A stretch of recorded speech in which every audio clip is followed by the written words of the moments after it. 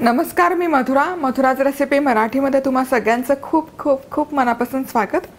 आज आपण चमचमीत चटपटीत कुडुम अशी पापडाची चटणी कशी बनवायची ते बघूयात। मला स्वतःला पर्सनली खूप आवडते, ही प्रचंड आवडते। कधी भाजी खायचा कंटाळा आला, भाजी करायचा कंटाळा आला तर खूप अप्रतिम लागते। साहित्य काय काय घेतलं ते बघूयात। मला आत्ताच तोंडाला पाणी सुटले। पापड घेतलाय, हा पापड भाजून घेतलाय, भाजलेला पापड घ्यायचा। त्यानंतर 1 चमचा इथे कांदा लसूण चटणी आहे।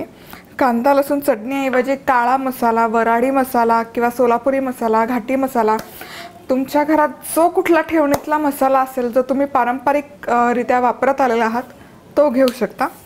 कोथिंबीर, बारीक चिरलेला कांदा, 1 कांदा, छोटासा कांदा बारीक चिरून घेतलाय। अगदी अर्धा चमचा धनेपूड, त्याचा फ्लेवर खूप छान उतरतो चटणीमध्ये। चवीपुरतं मीठ, लिंबाची फोड अर्धी आणि 1 चमचा तेल। तर आता हे कसं बनवायचं ते बघूयात। अगदी 2 मिनिटात होते ही रेसिपी, फार वेळ नाही लागत। बाउल घ्यायचा, बाउलमध्ये हा पापड आधी चुरून घ्यायचा व्यवस्थित।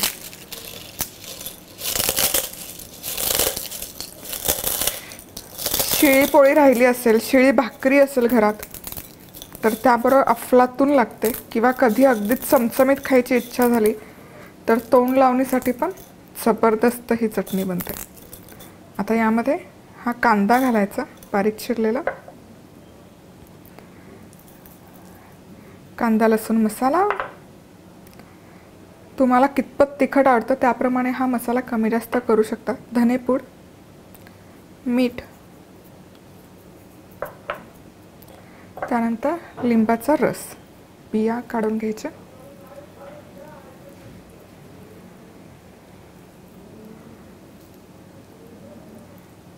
शक्यतो या मसाल्यावर लिंबाचा रस प्यायचा, म्हणजे मसाल्याचा जो इंटेन्स फ्लेवर असतो तो थोडासा किंवा त्यातली हीट कमी व्हायला मदत होते। तेल, खूप सारी कोथिंबीर असतं।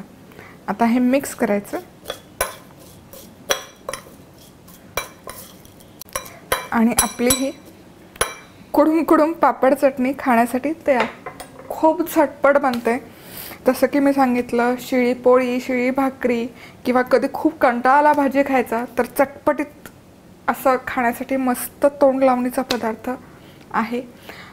पोळीमध्ये रोल करूनही ही चटणी खूप छान लागते। तर तुम्ही ही घरी नक्की करून बघा। करून पाहिली तर मला नक्की कळवा। कमेंट करायला, लाईक करायला, सबस्क्राईब करायला विसरू नका। व्हिडिओच्या लिंक कॉपी करून तुमच्या मित्रमैत्रिणींबरोबर तुम्ही शेअर करू शकता, व्हॉट्सॲपला फॉरवर्ड करू शकता। तर आज वेळात वेळ काढून तुम्ही ही रेसिपी पाहिल्याबद्दल तुम्हा सगळ्यांचे खूप खूप खूप मनापासून धन्यवाद। पुन्हा भेटूयात अशाच एका छानशा चमचमीत चटपटीत रेसिपीबरोबर। तोपर्यंत मस्त राहा, खुश राहा, आनंदी राहा आणि सगळ्यात महत्त्वाचं खात राहा।